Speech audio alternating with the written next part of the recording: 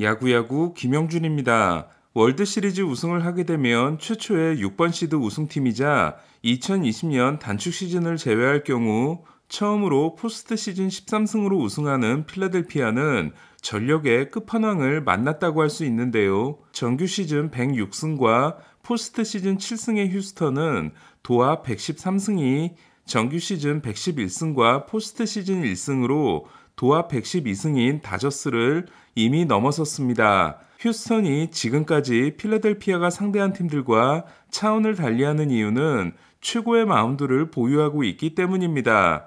2017년 다저스를 꺾고 우승했던 휴스턴은 WRC 플러스 1위, 선발 승리 기여도 7위, 불펜 7위로 공격력의 팀이었습니다. 2019년 워싱턴에게 패했던 휴스턴은 벌랜더와 콜이라는 300K 듀오가 있었지만 WRC 플러스 1위, 선발 승리 기여도 3위, 불펜 8위로 역시 공격력의 팀이었습니다. 하지만 올해의 휴스턴은 WRC 플러스 6위, 선발 승리 기여도 1위, 불펜 3위로 마운드의 팀으로 바뀌었습니다. 아메리칸 리그 사이 영상을 사실상 확정한 벌랜더, 퀄리티 스타트 1위 투수 발데스, 피안타율 1위 투수 하비에르, 비록 1시간 반이 늦게 시작한 ALCS 4차전에서 5이닝 3자책으로 고전하긴 했지만 포스트 시즌 통산 ERA가 2.77인 맥컬러스에 루이스 가르시아와 호세 얼퀴디까지 있는 휴스턴의 선발진이 얼마나 강력한지는 두말할 필요가 없는데요. 휴스턴 마운드가 더 견고하게 느껴지는 이유는 정규 시즌에서 소화한 이닝이 메이저리그에서 가장 적었던 불펜까지 완벽한 활약을 하고 있기 때문입니다. 휴스턴은 마무리 라이언 프레슬리를 필두로 헥터 네리스, 라파엘 몬테로, 라인 스타넥, 브라이언 아브레유, 헌터 브라운, 핵심 불펜 6명이 26과 3분의 2이닝 2실점, ERA 0.68이라는 미친 활약을 하고 있습니다. 지난해 애틀란타 불펜의 활약이 민터, 매칙, 스미스, 좌한 3명에 편중되어 있었다면 올해의 휴스턴은 심지어 9월에 데뷔한 브라운까지 잘해주고 있으며 과부하에 걸린 선수가 한 명도 없습니다. 얼퀴디는 지금까지 한 번도 공을 던지지 못했고 지난해 포스트 시즌 6세이브 투수 윌 스미스는 로스터에 이름을 올리지 못했으며 스타넥조차 2이닝밖에 던지지 못했을 정도입니다. 와일드카드 시리즈를 면제받은 데다 모든 시리즈를 최소 경기로 끝냄으로써 정규 시즌과 월드시리즈 1차전 사이 무려 15일을 쉬게 된 휴스턴은 월드시리즈를 앞두고는 필라델피아와 똑같이 쉬었기 때문에 실전 감각이 문제가 되지도 않습니다. 전보다 약해진 것처럼 보이는 타선도 저는 만만하게 볼 수 없다고 생각하는데요. 포스트 시즌 홈런 역대 2위 선수인 알투베가 포스트 시즌 타율이 9푼 4리에 불과하고 요르단 알바레스도 디비전 시리즈 첫 2경기에 하드캐리 후 특별한 활약이 없었는데도 포스트 시즌 7전 전승을 해버렸기 때문입니다. 여기에는 디비전 시리즈를 끝내는 연장 18회 초 결승 홈런과 함께 ALCS 1차전에서의 솔로 홈런, 4차전에서 3대3을 만든 동점 3런을 때려낸 제레미 페냐의 활약이 결정적이라 할 수 있는데요. 지난해 알바레스의 원맨쇼 덕분에 ALCS에서 보스턴을 꺾을 수 있었던 휴스턴은 알바레스의 방망이가 식어버리자 애틀란타 마운드를 당해낼 수 없었지만 올해는 ALCS MVP인 페냐가 월드시리즈에서 부진하게 되더라도 지난해 같은 일은 생기지 않을 가능성이 높습니다. 특히 저는 알렉스 브래그먼의 부활이 결정적이라고 생각합니다. 휴스턴은 올해 기록한 19.5%의 삼진율이 18.2%인 클리브랜드에 이어 2위인데요. 클리브랜드의 순수 파워가 28위인 반면 휴스턴은 순수 파워 역시 4위로 인플레이 타구를 많이 만들어내면서도 장타 역시 많이 때려내고 있습니다. 그리고 그동안 부진했던 알투베와 브래그먼이 ALCS 막판부터 살아나기 시작했다는 점은 필라델피아에게 더 불안한 부분일 수 있습니다. OAA도 메이저리그 2위이기 때문에 약점이 없어 보이는 휴스턴을 꺾기 위해서 필라델피아는 어떻게 해야 할까요? 11년 만에 가을 야구에 진출한 팀답게 필라델피아는 엄청난 열기를 자랑하고 있는데요. 현재 팔리고 있는 월드시리즈 티켓이 휴스턴 가격의 3배에 가까운 상황입니다. 메이저리그에서 가장 전투적인 필라델피아 팬들은 매 경기마다 엄청난 함성을 만들어주고 있는데 그 덕분인지 필라델피아는 이번 포스트 시즌 홈 5경기를 모두 승리했으며 시티즌스 뱅크파크에서 열린 통산 30경기에서 21승 9패를 기록함으로써 가장 좋은 홈구장 성적을 자랑하고 있습니다. 이 말인즉슨 필라델피아는 원정 1, 2차전에서 1승 1패를 하고 오면 홈 3, 4, 5차전이 기다리고 있다는 뜻입니다. 그리고 필라델피아는 NLCS 역시 원정에서 1승 1패를 하고 와 홈 3연승으로 끝내버린 바 있습니다. 제가 봄프렐의 야구를 하고 있다고 말씀드린 필라델피아는 OAA 29위에 그친 수비진이 적지 않게 사고를 치고 있는데요. 하지만 그때마다 타선의 힘으로 승리하고 있습니다. NLCS에서 친 안타 4개가 모두 홈런인 호스킨스, 홈런 3개의 합산 비거리가 400m를 넘은 슈아버도 있지만 필라델피아 타선을 이끌고 있는 선수는 역사적인 가을을 만들고 있는 브라이스 하퍼입니다.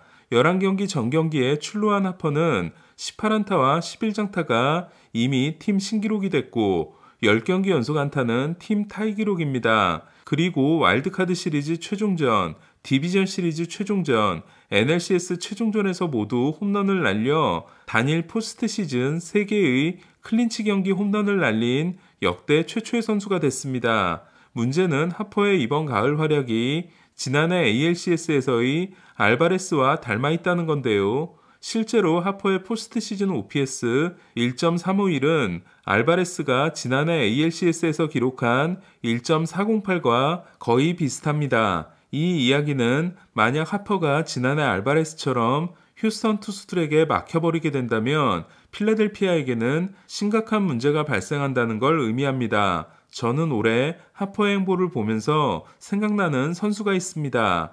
8번의 홈런왕과 3번의 리그 MVP, 승리기여도 역대 1위 3루수이자 골드글러브 역대 2위 3루수인 필라델피아의 전설 마이크 슈미트입니다. 승리기여도 106.82, 62.0인 체이스 어틀리에 월등히 앞선 팀 역대 1위에 해당되는 선수임에도 필라델피아 팬들은 슈미트조차 못하면 주저없이 야유를 보냈는데요. 포스트 시즌 16경기 성적이 1할 9푼 1리 무홈런으로 대단히 심각했던 슈미트는 그러나 1980년 월드시리즈에서 6경기 2홈런 7타점의 대활약으로 리그 MVP와 월드시리즈 MVP를 동시에 차지하고 필라델피아에게 창단 첫 우승을 선물합니다. 2018 시즌이 끝나고 FA 시장에 브라이스 하퍼와 매니 마차도가 나왔을 때 필라델피아가 영입하고 싶어 했던 선수는 하퍼가 아닌 마차도였습니다.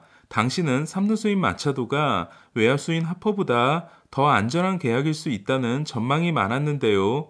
하지만 마차도는 샌디에고를 선택했고 그제서야 필라델피아는 하퍼 영입에 총력을 다해 하퍼와 계약하게 됩니다. 사실 13년 3억 3천만 달러 계약은 하퍼와 보라스 입장에서는 실패한 계약이라고 해도 과언이 아니었습니다. 하지만 하퍼는 불과 4년 만에 계약을 주도했던 존 미들턴 구단주의 입에서 언더페이라는 말을 나오게 만들었는데요. 이미 지난해 리그 MVP가 된 하퍼가 올해 월드시리즈 MVP까지 차지한다면 하퍼는 2개의 MVP를 모두 따낸 역대 2번째 필라델피아 선수이자 슈미트 못지않게 필라델피아의 역사에 남는 선수가 될 수 있습니다.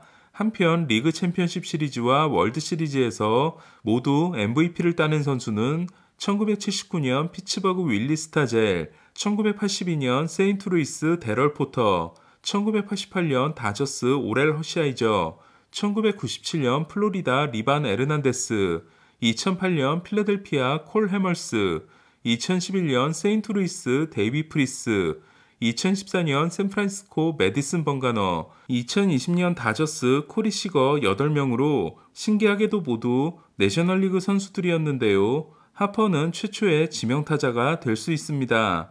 필라델피아는 우려했던 수비진이 대형 사고를 치지 않았을 뿐 위험한 모습을 계속해서 노출하고 있다면 또 하나의 약점이었던 불펜이 기대 이상으로 선전하고 있는데요. 2회 8경기에서 8이닝을 던진 알바라도, 6경기에서 7과 3분의 2이닝을 던진 도밍게스가 4일을 쉬고 월드시리즈를 시작하는 건 엄청난 도움이 될 전망입니다. 하지만 15와 3분의 2이닝 24K를 기록한 이 둘이 혹시라도 월드시리즈에서 흔들리게 된다면 큰 위기에 직면할 가능성이 높습니다. 데이빗 로버슨, 잭 애플린, 브래드 핸드 등은 대안이 되기가 어렵기 때문입니다.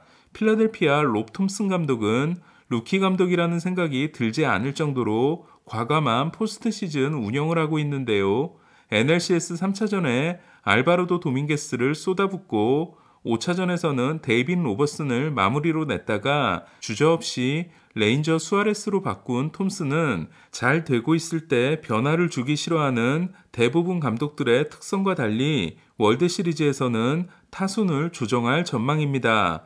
이에 하퍼와 리얼무토의 자리를 바꿔 필라델피아의 상위 타선은 1번 슈아버, 2번 호스킨스, 3번 하퍼, 4번 리얼무토로 조정될 전망인데요. 이는 휴스턴에 좌완 불펜이 없기 때문에 슈아버와 하퍼의 타순을 좁히더라도 좌완이 올라올 일이 없기 때문입니다. 저는 1차전 선발로 윌러가 아닌 놀라를 내보내는 것도 웬만한 뚝심으로는 어려운 행동이라 생각합니다. 벤치 코치만 무려 15년을 하고 58살의 나이로 감독이 된 톰슨은 20년 동안 마이너리그 감독을 하고 60살의 나이로 감독이 된 애틀란타 브라이언 스니커와 닮아 있는데요. 포스트 시즌 승리가 역대 4위지만 월드시리즈 우승이 없는 베이커 감독과 2009년 지라디 감독과 함께 양키스의 마지막 우승을 만들어낸 톰슨 중 누가 더 합리적인 운영을 하게 될지도 주목됩니다. 저는 이번 월드시리즈에서 1차전 해설, 3차전과 4차전 리뷰에 이어 5차전과 6차전 해설을 맡았는데요. 1년 중 가장 슬픈 날이 최대한 늦게 오기 위해 꼭 7차전까지 갔으면 하는 바람입니다. 그럼 저는 오늘 오후 6시 네이버 라이브에서 이번 가을 작두를 탄 최세결 기자와 월드시리즈 최종 전망을 해보겠습니다. 야구야구 김영준이었습니다.